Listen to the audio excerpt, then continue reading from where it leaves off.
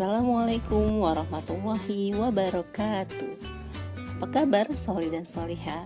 Alhamdulillah, luar biasa. Tetap semangat, Allahu Akbar.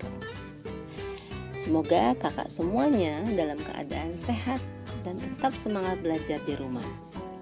Hari ini kita akan mempelajari tentang sumber daya alam dan pemanfaatannya. Marilah kita buka dengan membaca basmalah terlebih dahulu. Bismillahirrahmanirrahim. Negara kita, Indonesia, memiliki berbagai jenis sumber daya alam yang tersebar di seluruh wilayah. Sumber daya alam dimanfaatkan untuk memenuhi kebutuhan hidup dan tetap dijaga kelestariannya. Bentuk kegiatan ekonomi masyarakat dalam memanfaatkan sumber daya alam antara lain pertanian, peternakan, perikanan, perindustrian, dan kerajinan. Untuk lebih memahami hal tersebut, marilah kita simak pembelajaran hari ini. Sumber daya alam adalah segala sesuatu yang muncul secara alami yang dapat dimanfaatkan oleh manusia untuk mencukupi segala kebutuhan hidupnya. Sumber daya alam dibagi menjadi dua menurut kelestarian atau ketersediaannya, yaitu satu, sumber daya alam yang dapat diperbaharui, dan dua, sumber daya alam yang tidak dapat diperbaharui. Sumber daya alam yang dapat diperbaharui adalah sumber daya alam yang dapat dibudidayakan atau dikembangbiakan.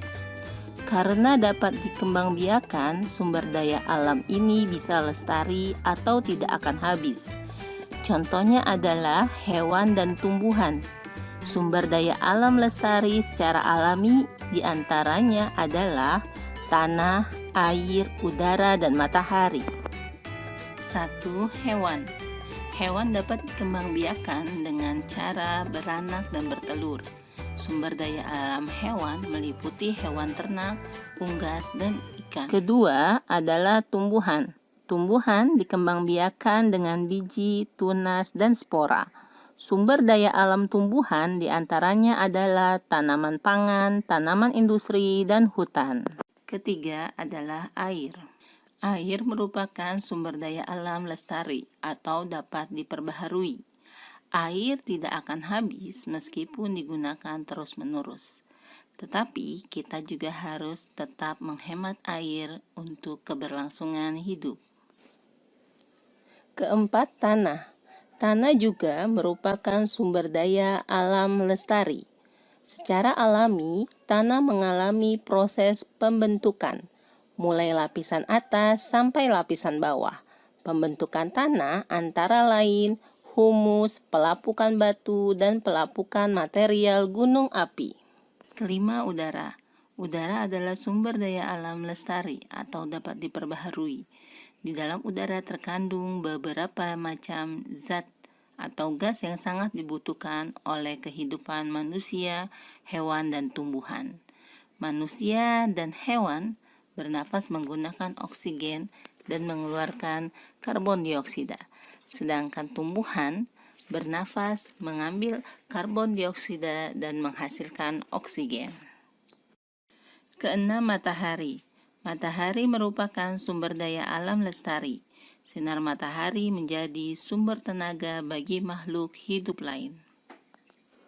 Sumber daya alam yang tidak dapat diperbarui adalah sumber daya alam yang dapat habis jika digunakan terus-menerus. Sumber daya alam ini jumlahnya terbatas dan tidak dapat dipulihkan. Contohnya adalah minyak bumi, batu bara, dan barang tambang. Minyak bumi dan batu bara terbentuk dari makhluk hidup yang telah mati dan terpendam selama jutaan tahun yang lalu. Pembentukan minyak bumi dan batu bara sangat lama, membutuhkan waktu jutaan tahun. Oleh karena itu, minyak bumi dan batu bara termasuk sumber daya alam yang tidak dapat diperbaharui. Manfaat sumber daya alam diantaranya adalah Pertama, dari hewan ternak, unggas, dan ikan yang dibudidayakan dapat dimanfaat sebagai berikut. Pertama, daging, telur, dan ikan digunakan untuk lauk pauk. Susu dan madu digunakan untuk minuman kesehatan. Kuda dimanfaatkan sebagai tenaganya untuk menarik delman, kerbau dan sapi untuk membajak sawah, kulit sapi untuk jaket, tas atau kulit, sedangkan bulu domba untuk wool. Kemudian dari tumbuhan dan hutan dapat dimanfaatkan untuk bahan makanan pokok, misalnya padi, jagung, ketela, dan sagu. Tumbuhan tanaman industri digunakan untuk bahan industri dan perdagangan, misalnya industri ban menggunakan karet, kapas digunakan untuk industri tekstil. Air digunakan untuk minum, mandi, memasak, mencuci, dan mengairi sawah, serta pembangkit listrik dan perikanan. Tanah bisa digunakan untuk lahan pertanian, peternakan, maupun pertambangan, serta tempat pemukiman. Sedangkan udara digunakan untuk proses bernafas, fotosintesis, nelayan mencari ikan dengan memanfaatkan angin atau udara. Sinar matahari digunakan untuk fotosintesis pada tanaman serta juga dalam proses pembentukan garam oleh nelayan. Sumber bahan bakar dan energi serta sebagai cadangan devisa bagi negara. Daya alam tetap lestari, maka kita harus menjaganya. Salah satu cara untuk menjaga sumber daya alam ialah pertama, menjaga kesuburan tanah dengan pemupukan dan menanam pohon-pohon di tanah yang kosong. Kemudian, kita harus menghemat air, membuat lubang untuk penyerapan air hujan, serta membuang sampah pada tempatnya sehingga tidak terjadi banjir.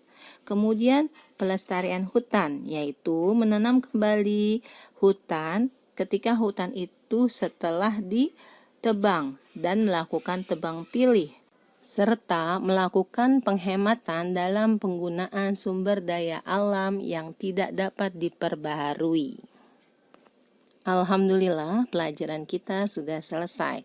Jadi yang kita pelajari hari ini adalah pertama, sumber daya alam terbagi menjadi dua dari kelestariannya, yaitu sumber daya alam tidak dapat diperbaharui dan sumber daya alam dapat diperbarui.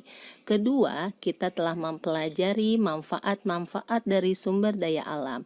Ketiga, kita mempelajari cara melakukan penghematan atau cara melestarikan sumber daya alam. Mari kita tutup dengan membaca hamdalah alhamdulillahirabbil alamin.